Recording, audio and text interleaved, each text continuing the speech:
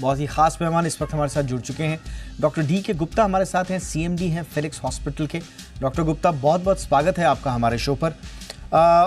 Sir, बहुत सारी studies आई हैं और रिसेंटली इंग्लैंड की जो 2 यूनिवर्सिटीज़ हैं जिनका जिक्र हमने भी किया, टी साइड और न्यू कैसल यूनिवर्सिटी, ये बहुत कॉम्प्रिहेंसिव स्टडी थी क्योंकि यहाँ के साइंटिस्ट ने 21 से ज़्यादा देशों के 12 लाख बच्चों और युवाओं पर जो 57 अलग अलग स्टडीज़ हुई हैं उसके डेटा का अध्ययन किया और ये कॉम्प्रिहेंसिव डेटा बताया कि किस तरह से एनर्जी ड्रिंक्स के नाम पर एक खतरा हमारे बच्चे, हमारे युवाओं को परोसा जा रहा है।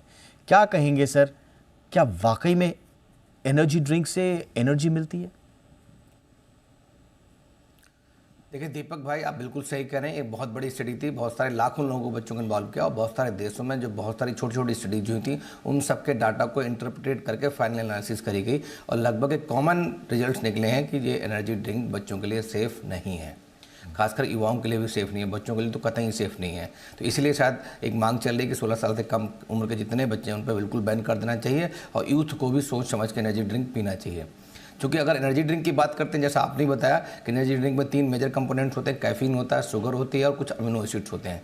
अगर हम शुगर की बात करते हैं तो शुगर जब भी हम ज़्यादा लेते हैं तो शुगर लेने से डायबिटीज मेलाइटिस होने का खतरा बढ़ जाता है, ओबेसिटी या मोटापा बढ़ जाता है, इंसुलिन रेजिस्टेंट डायबिटीज मेलाइटिस होती है और साथ में ऐसे बच्चे जो शुगर ज़्यादा कंज्यूम करते हैं वो कहीं ना कहीं डायरेक्टली एडिक्ट होते हैं या उनका over consumption of junk food बढ़ जाता है। They are more link to tobacco, they are more link to alcohol. तो इन लोगों में एल्कोहल और टोबैको लेने की भी संभावना बढ़ जाती है ऐसे बच्चों में। और ऊपर पूरी बॉडी की बात करें तो एनालिसिस करने पे पता लगता है कि इस जो एनर्जी ड्रिंक का जो कैफीन है, जो शुगर है, जो अमीनो एसिड्स हैं, इनका कहीं ना कहीं सब पे प्रतिकूल प्रभाव पड़ता है। अगर हम ब्रेन की बात करते हैं, मेंटल हेल्थ की बात करते हैं या न्यूरोवेस्कुलर सिस्टम की बात करते हैं तो बहुत सारे बच्चों में यूफोरिया करना, हेडेक करना, डिजीनेस करना, रेस्टलेस करना, एंजाइटी करना और कभी कभी लॉन्ग टर्म में अगर लोग एडिक्ट हो जाते हैं अगर ड्रिंक्स के तो उनमें डिप्रेशन जैसी सीवियर जो न्यूरोलॉजिकल डिसऑर्डर्स हैं उस तरह की संभावनाएं बढ़ जाती हैं। बहुत सारे लोगों में सीजर्स और स्ट्रोक की भी संभावना देखी गई है। नंबर 2, अगर हम बात करते हैं कि हार्ट की बात करते हैं तो हार्ट के अंदर ही बिल्कुल प्रूवन बहुत सारी स्टडीज में जो क्यूटी इंटरवल इसको प्रोलॉन्ग करता है, टैकीरिथमियाज करता है, मतलब हार्ट रेट बढ़ाता है, वेंट्रिकुलर टैकीरिथमियाज करता है, हमारा जो ब्लड प्रेशर है उसको बढ़ाता है, जो ब्लड वेसल्स हैं उनके अंदर प्रतिकूल प्रभाव डालता है। तो ओवरऑल कहीं ना कहीं एंजाइना, चेस्ट पेन और जो हार्ट अटैक की संभावनाएं बढ़ जाती हैं बच्चों में, इवन डेथ की संभावनाएं बढ़ जाती हैं जो लोग लॉन्ग टर्म एडिक्ट होते हैं, जो लॉन्ग टर्म तक इस तरह के ड्रिंक्स का सेवन करते हैं। अगर हम रेस्पिरेटरी सिस्टम की बात करते हैं तो बच्चों में जिनको अस्थमा है उनकी अस्थमा की स्थिति बर्स्ट हो सकती है, कफ हो सकता है, सीवियर एक्यूट अटैक हो सकते हैं, उनके इमरजेंसी डिपार्टमेंट में विजिट्स बढ़ सकती हैं। अगर हम बात करते हैं ओवरऑल जनरल बीमारियों की तो डायबिटीज जैसे मैंने बताया, हाइपरटेंशन है उसकी संभावना, ओबेसिटी, मोटापा बढ़ जाती है और ये तीनों चीज़ें बहुत सारे दूसरी अन्य बीमारियों से लिंक हैं, चाहे वो कैंसर से लिंक हो, चाहे वो हार्ट अटैक से लिंक हो, चाहे अन्य और बहुत सारी बीमारियाँ हैं। अगर बात करते हैं गैस्ट्रो इंटेस्टाइनल डिसऑर्डर, मतलब जीआई की बात करते हैं, पेट की, उदर की और लिवर की और जो इंटेस्टाइन है तो उसमें बहुत सारे बच्चों को नोजिया है, मतलब वो जी में चलाना है, उल्टी होना, बिकॉज अब उसमें बहुत सारा कैफीन और अमीनो एसिड्स होते हैं और जो कार्बन डाइऑक्साइड होता है तो उसकी वजह से उनके नोजिया होना, वॉमिटिंग मतलब उल्टी होना, दस्त होना, इसकी वजह से डिहाइड्रेशन, पानी की कमी होना बहुत कॉमन है। और लॉन्ग टर्म में जो बच्चे लेते हैं उनके लिवर डैमेज होने की संभावना बढ़ती है, मतलब उनके अंदर जो एसजीओटी, एसजीपीटी जैसे एंजाइम्स हैं वो बढ़ जाते हैं, सीरम बिलिरुबिन जैसा वो बढ़ जाता है, किडनी डैमेज हो सकता है लॉन्ग टर्म में, जैसा आपने बताया फॉस्फोरिक एसिड इसमें होता है तो बोन्स को वो ब्रिटल करता है, कमजोर करता है, हड्डियों में फ्रैक्चर होने की संभावना बढ़ जाती है, हड्डियाँ कमजोर हो जाती हैं। तो ऐसे बहुत सारे सिम्टम्स पूरी बॉडी पे कहीं ना कहीं ये मतलब ऐसा डालता है। हम लोग चाहे पीडियाट्रिशियन हो, ऐसा कोई शरीर का हिस्सा नहीं है जहां पर एनर्जी ड्रिंक्स की अधिकता से बच्चों में, युवाओं में खतरा पैदा हो सकता है।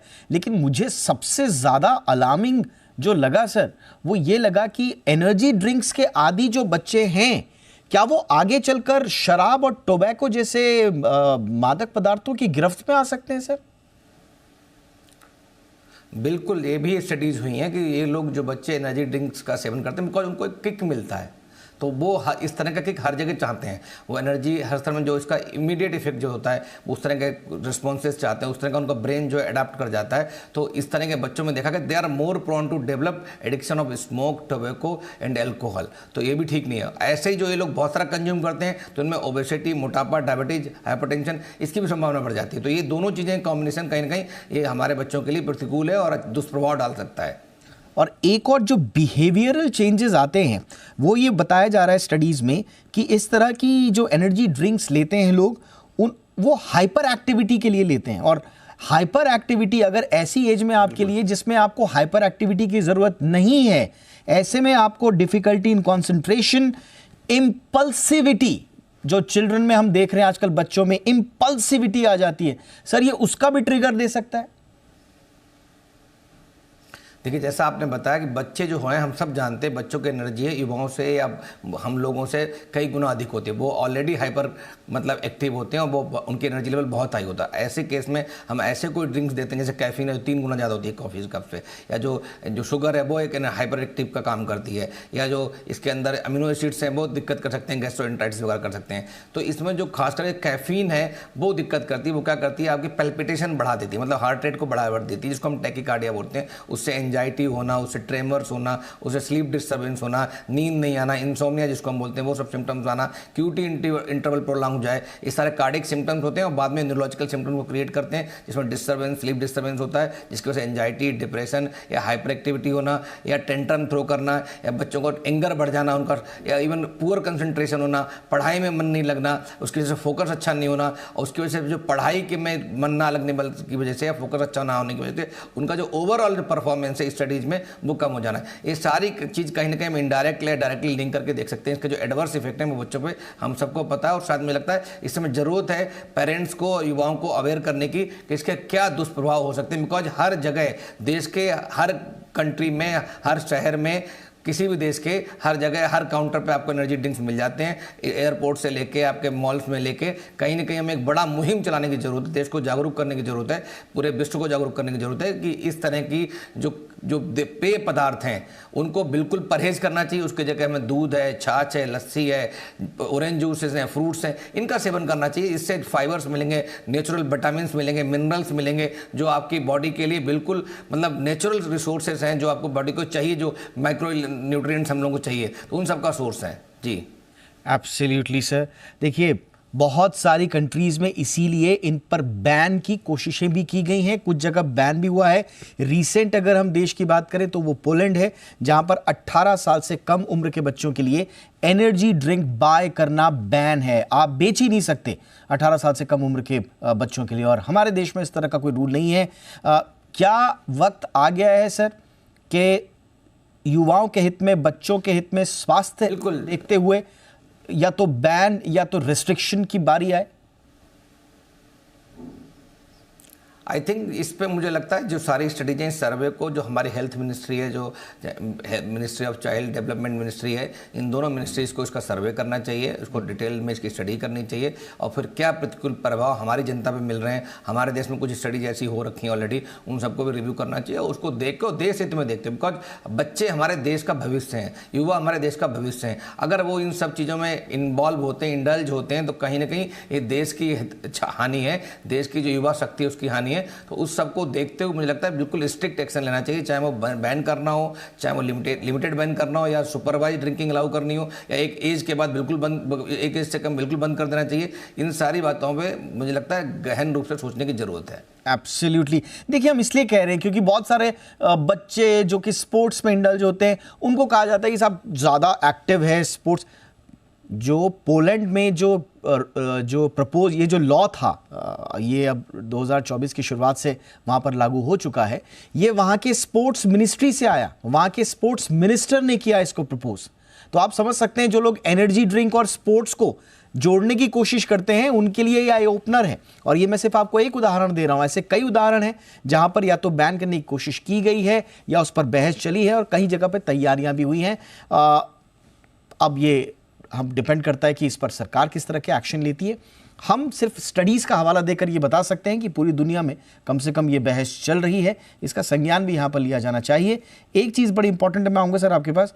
पोलैंड ने क्या किया है कि एनर्जी ड्रिंक किसको बैन करना है ना, उसको उन्होंने बाकायदा डिफाइन कर दिया है। 150 mg पर लीटर ऑफ कैफीन या टॉरिन, ये इस तरह के जो प्रोडक्ट्स में जो उनकी मौजूदगी है उसको लेकर उन्होंने एक डिफ़ाइन किया है। तो कम से कम डिफ़ाइन ही कर दें कि भैया कौन से आपके इंग्रेडिएंट्स ज़्यादा खतरनाक है और कौन से नहीं है, ताकि सेहतमंद रहने के लिए, एक इन्फॉर्म्ड डिसीजन लेने के लिए कंज्यूमर को एक हथियार मिले।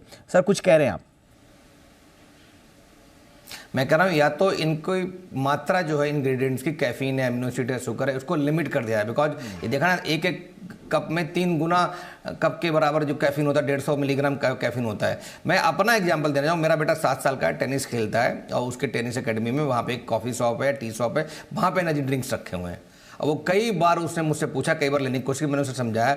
तो बच्चों के अंदर भी इन सब चीज़ों को देख के कहीं ना कहीं क्यूरियोसिटी होती है, वो एक्सप्लोर करना चाहते हैं, और जब वो एक्सप्लोर करते हैं, वो जब पीते हैं, जब उनको किक मिलता है, तो वो इसके एडिक्शन के शिकार हो सकते हैं। मैं इसलिए बता रहा हूँ कि ऐसी जगह जो स्पोर्ट्स जगह हो, मॉल्स हों चाहे एयरपोर्ट्स हों, कहीं पर भी इनका डिस्प्ले जो है एटलीस्ट लिमिटेड यूज के लिए होना चाहिए, जो युवाओं के लिए एक्सेसिबल होना चाहिए, बच्चों के लिए नहीं होना चाहिए। मैं तो युवाओं से भी रिक्वेस्ट करूँगा, हम लोग नेचुरली क्यों नहीं जा रहे हैं? भारतवर्ष में हर देश में जो बैक टू बेसिक्स जिसको बोलते हैं कि हमें दोबारा चीज़ों में जाना है, दोबारा अपनी बेसिक चीज़ों में जाना है, तो जो हमारे पास नेचुरल पदार्थ अवेलेबल है, चाहे नारियल पानी हो, चाहे छाछ हो, शिकंजी हो, दूध हो, लस्सी हो, बहुत सारे जूसेस हैं या सूप्स हैं, इन सब तरल पदार्थों का हम सेवन कर सकते हैं। इससे लॉन्ग टर्म इनके बेनिफिट हैं, इनका कोई शॉर्ट टर्म नेगेटिव इफेक्ट नहीं है, और शॉर्ट टर्म भी एनर्जी का अच्छा सोर्स है। तो अगर इन सब चीज़ों का ध्यान देंगे तो मुझे लगता है हम अपने युवाओं को और जो बच्चे हैं इनको सही दिशा में गाइड कर सकते हैं। और सरकार को डेफिनेटली एटलीस्ट इस पर कोई बिल्कुल कुछ क्लियर कट गाइडलाइंस इशू करनी चाहिए, सो दैट एक जो असमंजस की स्थिति इस समय वो खत्म हो जाए।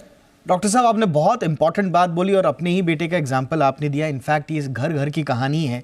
देखिए, एनर्जी ड्रिंक्स का कारोबार करने से किसी को कोई दिक्कत नहीं है, बशर्ते वो सेहत से कॉम्प्रोमाइज़ न कर रहा हो युवाओं की और बच्चों की। और अगर इस तरह के सवाल उठ रहे हैं तो सरकार को चाहिए दूध का दूध, पानी का पानी करे। ख़ासतौर से स्पोर्ट्स जो प्रीमाइसेस हैं उनके आसपास अगर इस तरह के ड्रिंक्स बिक रहे हैं जिनमें शुगर कंटेंट है, कैफीन ओवरलोड है, जो इलेक्ट्रोलाइट इंबैलेंस आपके उसमें कर सकते हैं, तो क्यों ना स्टडी हो जाए, दूध का दूध पानी कर दीजिए। जो एनर्जी ड्रिंक्स अच्छी हैं, फसाई की स्टडी में, सरकार की स्टडी में, उनको आप दीजिए, लाइसेंस दीजिए और उनको बाकायदा प्रमोट करने के लिए उनको इकोसिस्टम बनाइए। लेकिन अगर खतरा है तो उस पर फिर माकूल फैसला भी लेना होगा। Thank you so much doctor D के गुप्ता, आपने वक्त निकाला, बहुत महत्वपूर्ण जानकारियां दी, धन्यवाद सर।